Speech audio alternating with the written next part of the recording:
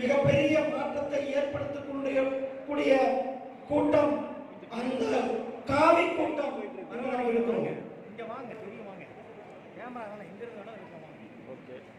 கருப்பர் கூட்டம் திராவிட முன்னேற்ற கழகத்தை அந்த கூட்டத்தை எல்லாம் ஓட ஓட விரட்டுவதற்கு தயாராக இருக்கின்ற இந்த காவி கூட்டம் தயாராக இருக்கிறது.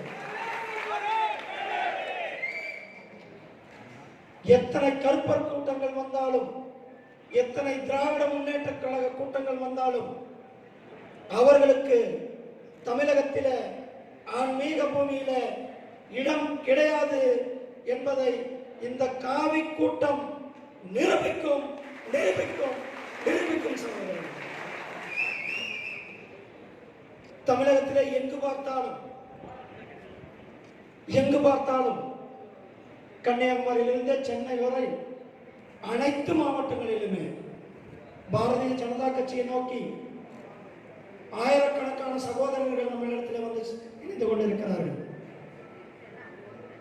மாற்றுக் கட்சிகளில் இருந்த மூத்த தலைவர்கள், தொழிலதிபர்கள், கலைத்துறை சார்ந்த பிரபலங்கள், இளைஞர்கள், பெண்கள், பட்டியலின சகோதரர்கள், அத்தனை சகோதரர்களும் இன்றைக்கு நம்மளிடத்தில் வந்து சேர்ந்து கொண்டிருக்கிறார்கள். அதற்கு ஒரு உதாரணம், ஈரோடிலே இந்த பகுதியிலே விடுதலை சிறுத்தைகளில் இருந்து நமக்கு எல்லாம் இங்கு வருகை இருந்திருக்கின்ற விநாயகமூர்த்தி போன்ற சகோதரர்கள் நமக்கு இங்கே மிகப்பெரிய நடத்தை கொடுத்துக் கொண்டிருக்கிறார்கள். ஈரோடு மட்டுமல்ல, தமிழகம் முழுவதுமே இன்றைக்கு மாற்றுக் கட்சிகளிலிருந்து நம்மளிடத்தில் வருபவர்களை கண்காணிப்பதற்காக, அவர்களை நம்மளிடத்தில் சேரவிடாமல் தடுப்பதற்காக அந்த கட்சிகள் எல்லாம் அவர்களுடைய தலைவர்களை உளவு பார்க்கிற வேலை தான் இன்னைக்கு பண்ணிட்டு இருக்கிறாங்க. எங்க போய் பிஜேபியில் சேர்ந்துருவாங்களோ அப்படி ஒரு பயம் அவங்களுக்கு. காலையில எந்திரிச்சோன்னாவே இன்னைக்கு பிஜேபியில் யார் போய் சேருவாங்க, எந்த எம்எல்ஏ போய் சேருவாங்க, எந்த எம்பி போய் சேருவாங்க, அப்படி இருக்குதான் அவங்களுக்குள்ள இன்னைக்கு கலக்கத்தை ஏற்படுத்தி இருக்குன்னா அதற்கு காரணம் நம்மளுடைய நரேந்திர மோடிஜி அவர்கள். ஆற்றல் மிக்க தலைவர், வல்லமை மிக்க தலைவர் திரு நரேந்திர மோடிஜி அவர்களுடைய தலைமை தமிழகத்திற்கும் வேண்டும் என்று தமிழக மக்கள் நினைக்கிறார்கள்.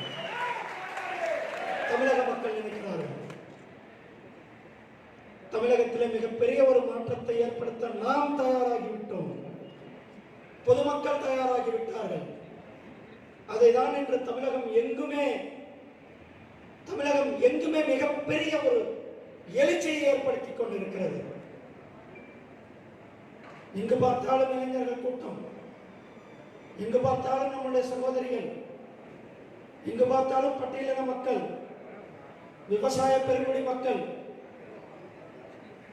வியாபார பெருங்குடி மக்கள், பெரும் தொழிலதிபர்கள், பெரும் நிறுவனங்களை நடத்திக் கொண்டிருக்கிறவர்கள் அத்தனை பேரும் இன்றைக்கு பாரதிய ஜனதா கட்சியில தங்களை இணைத்துக் கொண்டிருக்கிறார்கள். அதனால் வருகிற சட்டசபை தேர்தலில் பாரதிய ஜனதா கட்சியினுடைய எம்எல்ஏக்கள் செல்வது நிச்சயம் நிச்சயம் நிச்சயம்.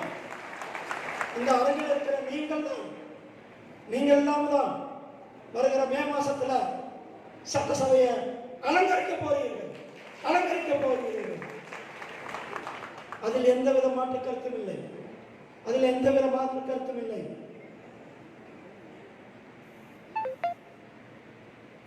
நம்மளுடைய தலைவர், நம்மளுடைய நரேந்திர மோடிஜி, நம்மளுடைய பிரைம் மினிஸ்டர் இன்னைக்கு உலக அளவில் மிகப்பெரிய மாற்றத்தை ஏற்படுத்தக்கூடிய தலைவராக இருக்கிறார். உலக தலைவர்களை மதிக்கக்கூடிய தலைவராக இருக்கிறார். மோடி சர்க்கார் 2ல ஒரே வருஷத்துக்குள்ள நம்மளுடைய பாரதிய ஜனதா கட்சியினுடைய அடிப்படை சித்தாந்தம், நம்மளுடைய அடிப்படை கொள்கைகள் ஒரே வருஷத்தில் நிறைவேற்றிருக்கிறாங்க. நம்மளுடைய அத்தனை பேருடைய கனவு, நம்மளுடைய அத்தனை பேருடைய எண்ணம் அயோத்தியில் ராமர் கோயில் கட்டுவது. அயோத்தியில் ராமர் கோயிலை கட்டுவதற்கான அடிக்கல் நாட்டு விழா நடத்திய நம்மளுடைய பாரத பிரதமர் மோடிஜி அவர்களுக்கு பாரதிய ஜனதா கட்சி, தமிழக பாரதிய ஜனதா கட்சியின் சார்பில் நன்றியை தெரிவித்துக் கொள்கிறோம்.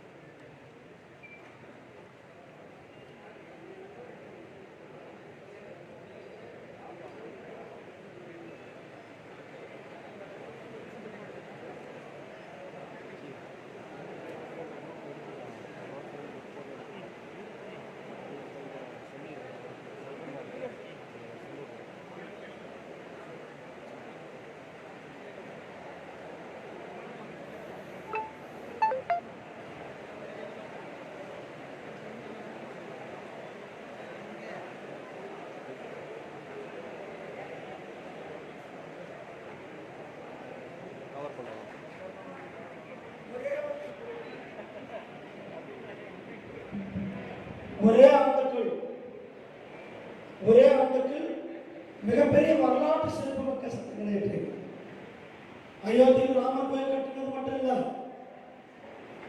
நம்முடைய கட்சியினுடைய நிறுவனர், நம்முடைய ஜனசங்கத்தினுடைய நிறுவனர் ஷியாம் பிரசாத் முகர்ஜி அவருடைய கனவு, அவருடைய தியாகம், அவருடைய உயிர் தியாகம் இன்றைக்கு கனவாக இருக்கிறது.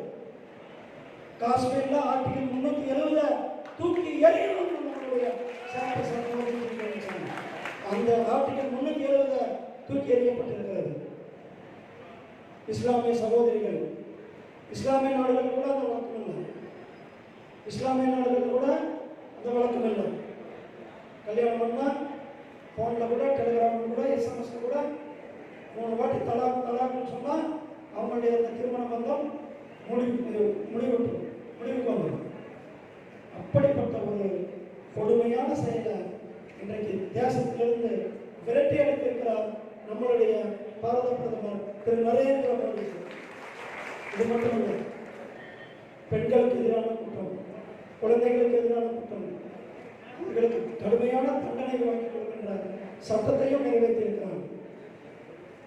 அப்படியெல்லாம் ஒரு வருஷத்துல வேகமாக போயிட்டு இருக்கும் பொழுதுதான் நம்ம யாரும் எதிர்பார்க்காத நேரத்தில் உலகளவில் ஒரு மிகப்பெரிய மாற்றம் உலகத்திலேயே இருந்தால் நமக்கெல்லாம் இது மாதிரி நம்ம ஒரு கேள்விப்பட்டிருக்க மாட்டோம்.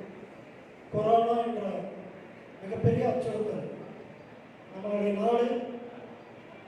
நாடு அதிக மக்கள் தொகை கொண்ட நாடு, நம்மளுடைய நாடு அடர்த்தியான மக்கள் தொகை கொண்ட நாடு. இந்த நாட்டில் கொரோனா பரவுச்சுன்னா அதிக உயிர் சேதம் ஏற்படும்னு ஐநா சபை மாதிரி உலக நாடுகள்லாம் பயந்தாங்க. ஆனால் நம்மளுடைய ஆற்றல் மிக்க தலைவர் எடுத்த முன்னெச்சரிக்கை நடவடிக்கைகளால் உலகத்திற்கே வழிகாட்டியாக திகழ்ந்து கொண்டிருக்கிறார் நம்முடைய பாரத பிரதமர் திரு நரேந்திர மோடி. சுமார் 1.7 லட்சம் கோடிக்கு நிவாரண திட்டங்கள் கொடுத்தார் கொரோனா நிவாரணம். இன்னைக்கு நம்ம எந்த பேங்க் வாசல்ல போனாலும் நம்மளுடைய சகோதரிகள் சந்தன அக்கௌண்ட் நிற்பாங்க. எதற்கு நிற்கிறார்கள்? மோடி காசு எடுக்க நிற்கிறாங்க. பேங்க் வாசல் என்ன சொல்றாங்க? நம்மளுடைய சகோதரிகள் மோடி காசு எடுக்கிறதுக்காக நின்று இருக்கிறேன்னு சொல்றாங்க. மாசம் 500 ரூபாய் அவங்க அக்கௌண்ட்லயே நம்ம போட்டிருக்கோம். விவசாயம் ஈரோடு சுத்தி இருக்கிறது விவசாயத்தை சார்ந்தவர்கள். தமிழகத்தில் மட்டுமே கிட்டத்தட்ட 41 லட்சம் பேருக்கு, சுமார் 41 லட்சம் பேருக்கு விவசாயிகளுக்கு வருடத்திற்கு 6000 ரூபாய் அவங்க அக்கௌண்ட்லயே போடும். எதற்காக? விவசாயிகள் கஷ்டப்படக்கூடாது, விதைகள் வாங்கணும், மருந்து வாங்கணும், உரம் வாங்கணுன்றதுக்காக, அவர்கள் கஷ்டப்படக்கூடாது என்பதற்காக 41 லட்சம் விவசாயிகளுக்கு வருடத்திற்கு 6000 ரூபாய் நம்ம கொடுத்துருக்கோம். இப்படி அரசாங்கம் சொல்லப்பட்டாலும் கூட இந்த கோவிட் நேரத்தில் நம்மளுடைய பாரதிய ஜனதா கட்சியினுடைய தொண்டர்கள், நம்மளுடைய பாரதிய ஜனதா கட்சியின் சகோதரிகள், மற்ற கட்சிக்காரங்களும் வெளியில் வர பயந்துட்டாங்க. உயிரையும் துச்சமான நினைச்சு லாக்டவுன் ஆரம்பிச்ச முதல் நாள்ல இருந்து அத்தனை பேருமே நம்ம அத்தனை பேருக்குமே சேவை செஞ்சோம். நீங்க எல்லாம் எடுத்த முயற்சியால்தான் தமிழகம் முழுவதுமே 1 கோடி பேருக்கு மேல நம்மளால உணவு பொருட்கள் கொடுக்க முடியும்.